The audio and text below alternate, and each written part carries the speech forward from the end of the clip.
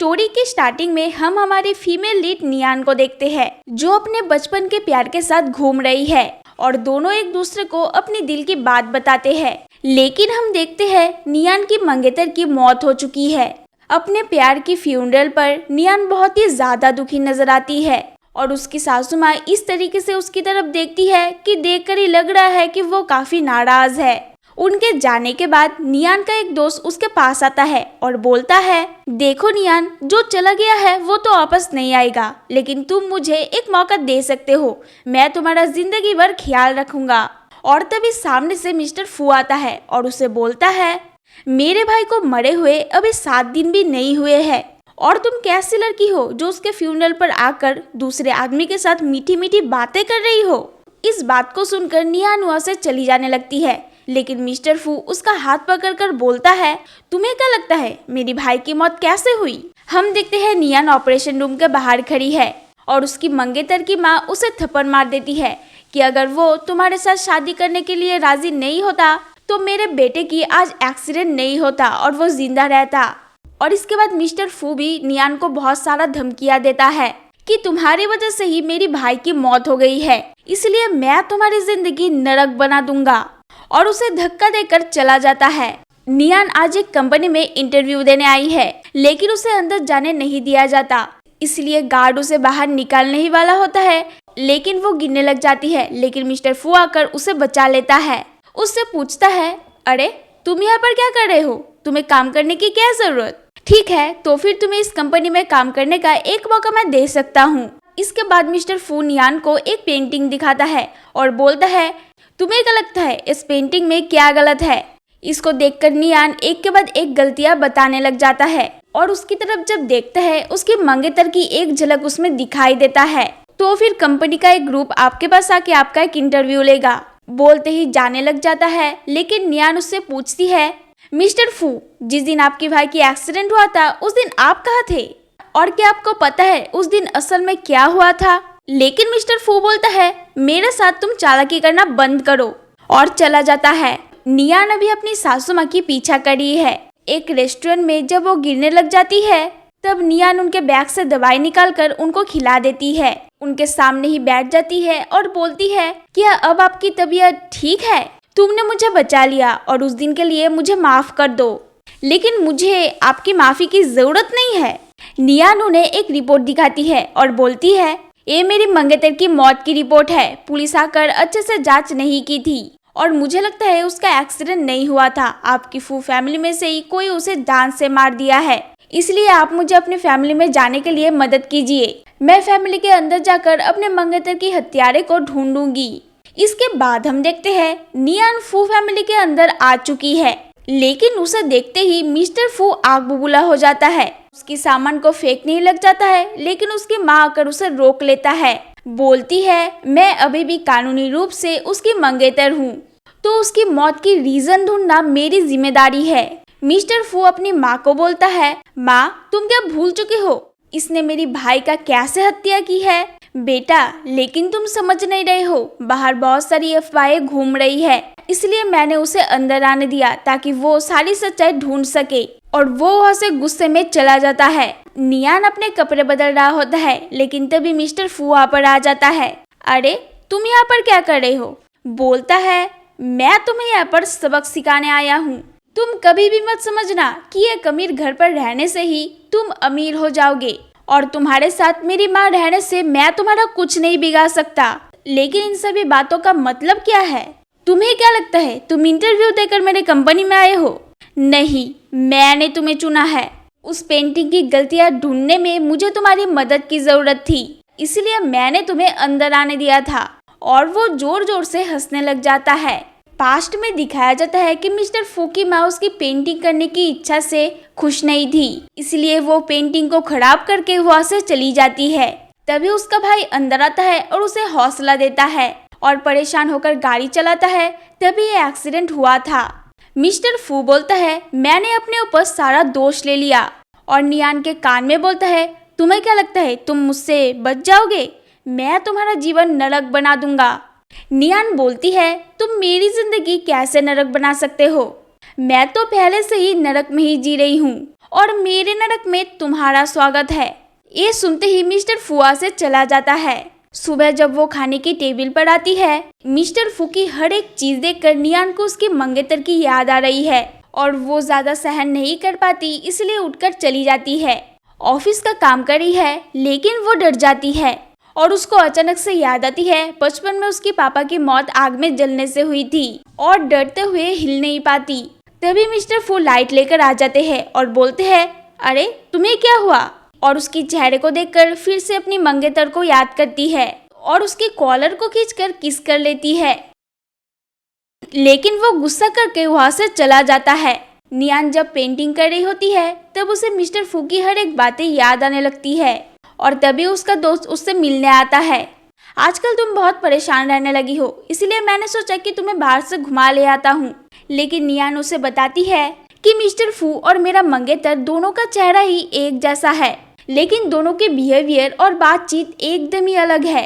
ठीक है नियान, तुम मुझे बताना, मैं तुम्हारे साथ हूँ। तभी मिस्टर फू वहाँ पर आ जाते हैं और बोलते हैं कि तुम इस इंसान से मिलने के लिए इतना ज्यादा बेताब हो रही थी कि काम खत्म ना होने से पहले ही उससे बातें करने लगी हो। लेकिन उसका दोस्त बोलता है, अरे तुम्हें इतनी क्यों परेशान हो रही है, मैं उससे बात कर रहा हूँ तो तुम क्या पागल हो कि उसका हाथ इतनी जोर से खींच रहे हो? लेकिन कंपनी का एक गार्ड आकर उसे बाहर फेंक देता है। तभी मिस्टर फू को एक स्मेल आता है और पास्ट में दिखाया जाता है नियान की ड्रेस पर कॉफी गिर जाने से वो बोलती है, तुम्हारा दिया हुआ ड्रेस मैंने खराब कर दिया है।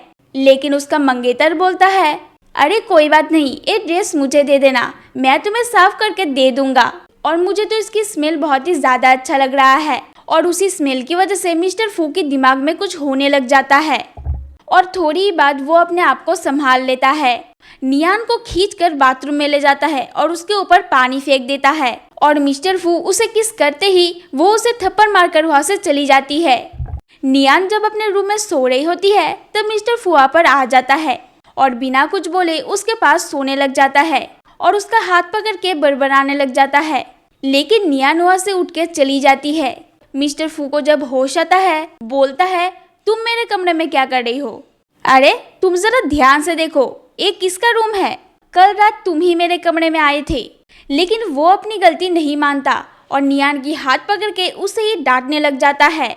नियान जब ऑफिस से घर आती है तो उसे एक मेड बोलती है, अंदर उनका हालत बहुत ही ज्यादा खराब है, वो सुबह से ही ड्रिंक करे जा रहे हैं। तभी नियान अंदर आती है और उसे होश में ले आने की कोशिश करती है, लेकिन मिस्टर फू नशे में बोलने लग जाता है, मुझ पर मेरे पापा और मम्मी काम करने के लिए दबाव दे रहे हैं, लेकिन तुम्हें तो पता है ना मुझे पेंटिंग करना पसंद है और तुम भी मुझे सही से बात नहीं करती, लेकिन तुम ही तो मुझे ये सब करने पर मजबूर किया है ना। सब मुझसे कुछ न कुछ चाहते हैं, लेकिन तुम नियान मुझसे कुछ नहीं चाहते, लेकिन मैं तुम्हें सब कुछ देना चाहता हूँ। और बोलते बोलते वो उसके ऊपर गिर जाता है। इसके बाद हम देखते हैं मिस्टर फू की माँ उसे हर रात एक दवाई देती है और बोलती है, इसे खाना तुम कभी भी मत भूलना। इस दवाई के बारे में नियान जब उनसे पूछने लगती है तब वो कोई भी जवाब देना नहीं चाहती और उल्टा नियान के ऊपर ही दोष देने लग जाती है। हाथापाई करते हुए नियान मिस्टर फू की तस्वीर के साथ नीचे गिर जाती है। इससे नियान को बहुत सारा चोट लग जाता है, जिसे देखकर मिस्टर फू दौड़ा चला जाता है। अपनी माँ को ही डांटते हुए नियान को वहाँ से ले जाता है और दूसरे रूम में ले आकर नियान को मिस्टर फू दवाई लगाने लग जाता है। तभी वो सोचती है, मेरा मंगेतर भी ऐसे ही घबरा जाता था जब मुझे छोटी सी भी चोट लग जाती थी। पूछती है, तुम मेरी मदद क्यों कर रहे हो? तुम तो मुझसे बहुत ज्यादा नफरत करते हो।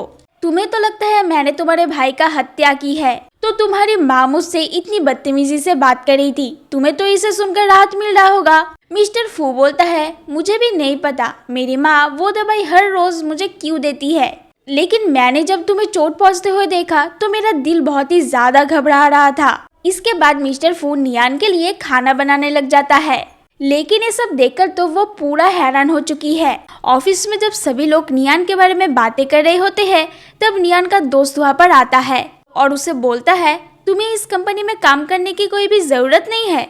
मैंने एक बहुत बड़ी कंपनी में तुम्हारे लिए बात की है, जहाँ पे तुमको इस कंपनी से भी बहुत ज्यादा सैलरी मिलेगा। लेकिन तभी मिस्टर फू वहाँ पर आ जाता है और बोलता है, नियान के फ्यूचर की चिंता तुम्हें इतना ज्यादा क्यों है? वो क्या खुद कोई भी काम नहीं कर सकता? लेकिन उसका दोस्त उसे धमका कर वहाँ से चला जाता है। इसके बाद जब वो घर आती है, मिस्टर फू की माँ नियान के मुंह के ऊपर बहुत सारे फोटोज फेंक के मारती है। बोलती है, मैंने तो तुम्हें इस घर में एक अच्छे काम के लिए रखा था, लेकिन तुम तो मेरी ही कंपनी में दूसरे लड़कों को ले आकर मस्ती कर रहे हो। और एक एटीएम कार्ड देती है, जितना चाहे पैसा निकाल लो, लेकिन तुम इस फू फैमिली में दोबारा मुझे नजर मत आना। वो बोलती है, मैं कुछ नहीं कह रहा तो इसका मतलब ये नहीं है कि आप जो मुझ पे दोष दे रहे हैं वो सही है। और तभी वहाँ पर मिस्टर फू भी आ जाता है। गुस्से में बोलता है, इसका क्या मतलब है माँ? फू, मैं तुम्हारी माँ हूँ, मैं ये सब तुम्हारे भले के लिए ही कर रही हूँ, लेकिन आप पहले ये सब छोड़िए और मैंने जो सवाल पूछा उसका जवाब दीजिए। लेकिन उसकी माँ तो तबीयत खराब होने की एक्टिंग करने लगी है और उनके वहाँ से जाने के बाद मिस्टर फू के सिर में फिर से बहुत ज्यादा दर्द होने लग जाता है और उस दिन की एक्सीडेंट के बारे में फिर से उसे कुछ कुछ याद आने लगता है। नियान उसे बोलती है, आखिरकार तुम क्या बोल रहे हो जो तुम्हें बिल्कुल भी याद नहीं आ रहा है? और वो फिर से नियान के ऊपर बहुत ज्यादा गुस्सा करने लग जाता है। ऐसा लगता है कि वो खुद पर ही कंट्रोल नहीं कर पा रहा है और वो वहाँ से परेशान होकर चला जाता है। रात में जब करंट चला जाता है तब उसको याद आता है नियान को अंधेरे से बहुत ज्यादा डर लगता है। वो उसके लिए मोमबत्ती ले जाने लगता है, लेकिन रास्ते पर ही नियान के साथ मुलाकात हो जाती है। वो देखता है नियान के हाथों में मानसिक रोगी को कैसे ठीक करे इसका किताब है। बोलता है, तुम्हें क्या लगता है मैं पागल हूँ? तुम मुझे ये समझते हो? नहीं नहीं, तुम गलत समझ रहे हो। मैं बस तुम्हारी और अपनी मदद करने की कोशिश करना चाहता हूँ। तो तुम्हारा मतलब क्या है? तुम साबित करना चाहते हो कि मैं मानसिक रूप से स्थित नहीं हूँ, या फिर तुम ये बोलना चाहते हो कि मैंने मेरा भाई का हत्या की है? मुझे लगता है तुम चाहते हो मैं मेरे भाई जैसा ही तुमसे प्यार करूँ, मैं बस वही करूँ जो तुम चाहते हो।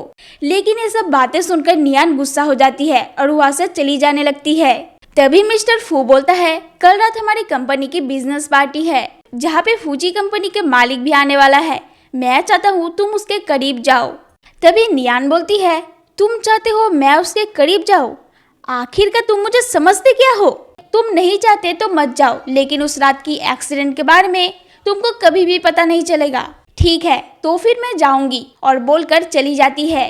इसके बाद हमें पार्टी का सीन दिखाया जाता है जिसमें नियान के साथ उसके दोस्त की मुलाकात हो जाती है और वो उसको एक फाइल दिखाते हुए बोलता है, तुम्हें क्या लगता है मिस्टर फू तुम्हें पेंटिंग ठीक करवाने के लिए अपने पास रखे है? लेकिन जरा इसे पढ़ो, वो पेंटिंग वो बहुत दिनों पहले ही बेच दिया है।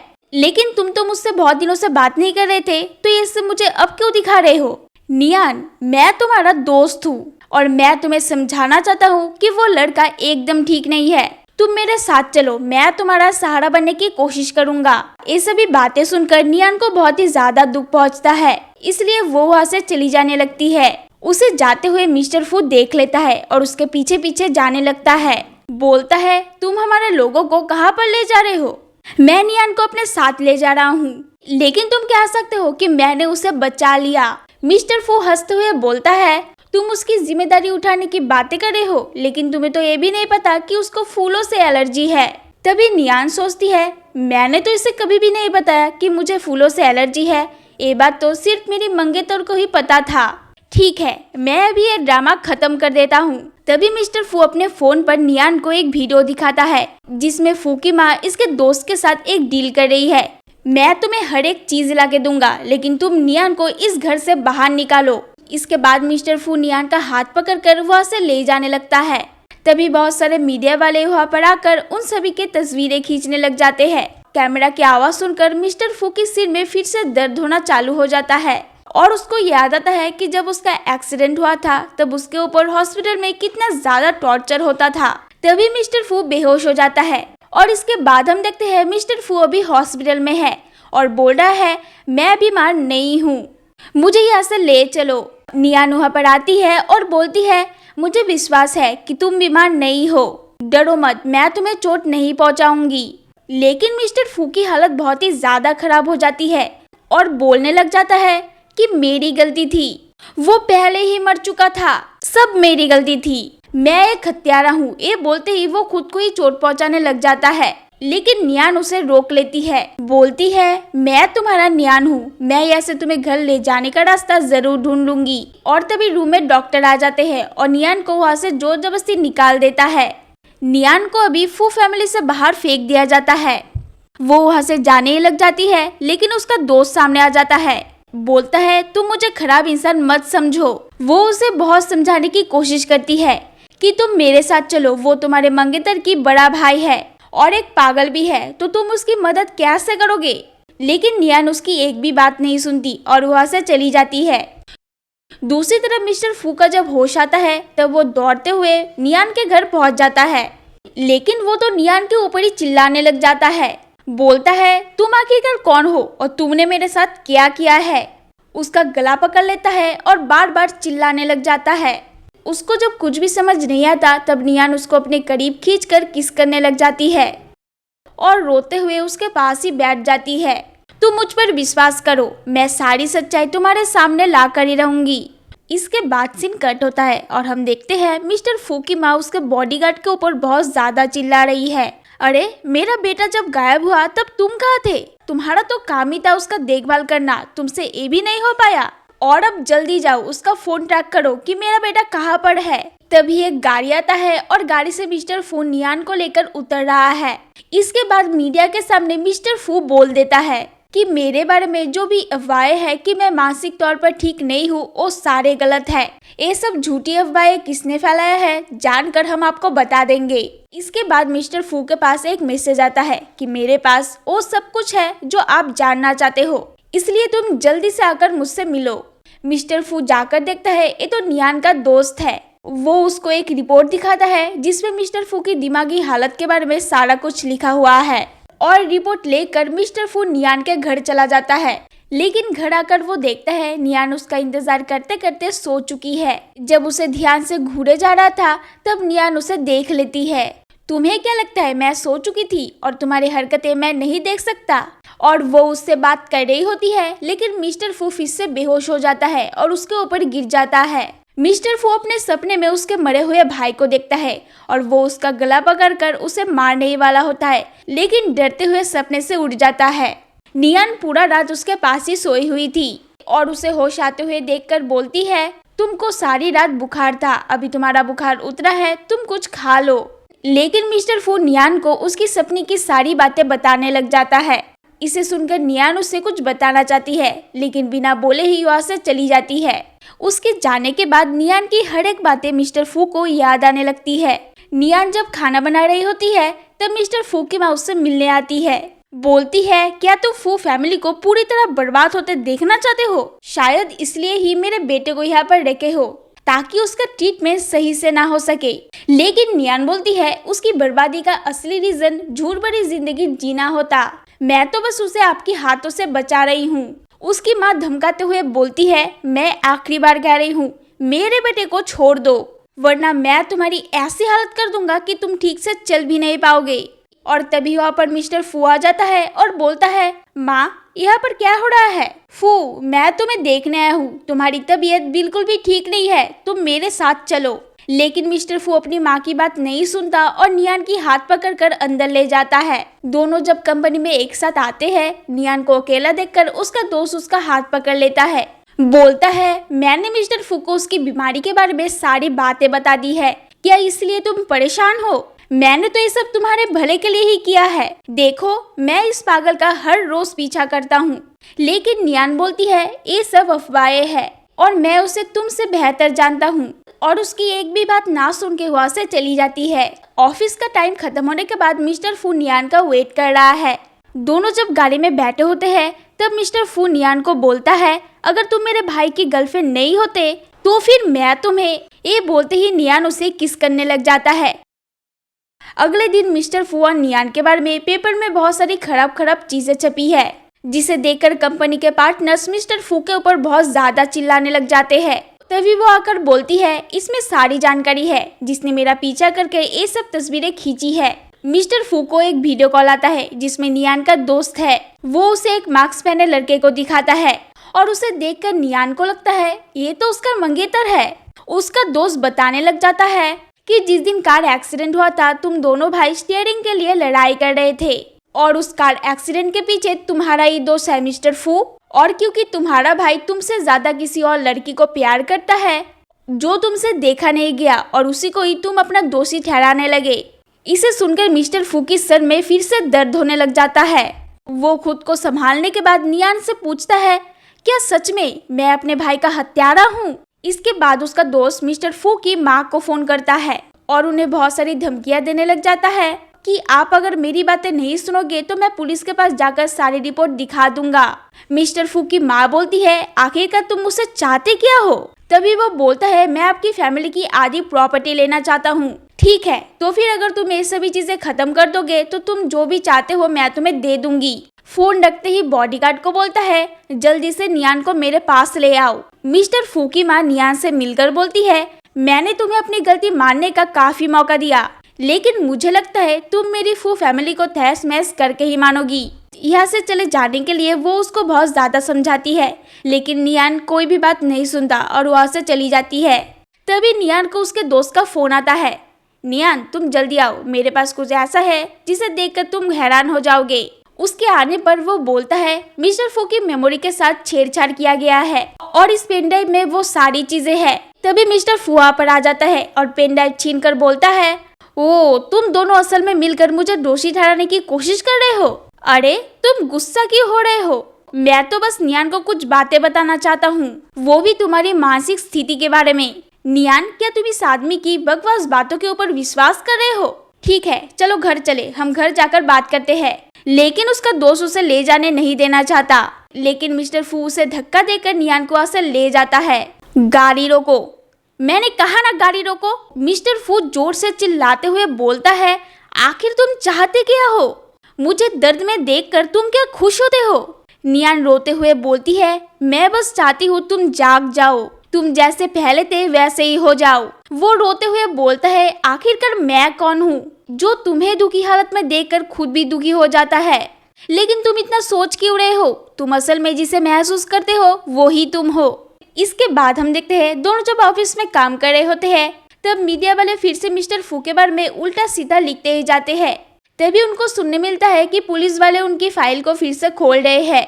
उनको लगता है कहीं पर कुछ गलती हुआ है। मिस्टर फू की माँ आ जाता है और बोलता है, बेटा चलो मेरे साथ घर चलो, तुमको देखभाल की बहुत ही ज्यादा जरूरत है। घर जाऊं? लेकिन किसका घर? अरे तुम क्या बकवास कर रहे हो? मैं तो बस तुम्हारे भले के लिए ही कह रही हूँ। तभी मिस्टर फू अपने माँ के साथ बदतमीजी करने लग जाता है। उसकी माँ गुस्सा हो जाता है और बोलती है, इस लड़की ने, हाँ इसी लड़की ने तुम्हें ऐसा बना दिया है। तभी नियान बोलती है, हाँ मैं ही तो आपकी सारी परेशानी की जड़ हूँ ना। खुद की फैमिली तो आप संभाल नहीं पा रहे हो, इसलिए दूसरों के ऊपर दोष दे रहे हो। उसकी माँ अपने दोनों गार्ड को बोलती है, नियान को यहाँ से निकाल दो। वो लोग जाने वाला होता है कि मिस्टर फू बोलता है, तुम लोगों की हिम्मत है कि मेरे ही सामने उसे निकाल दोगे? मिस्टर फू बोलता है, आज से मैं फू फैमिली के साथ अपना सारा रिश्ता तोड़ रहा हूँ, और नियान का हाथ पकड़कर वहाँ से चला जाता है।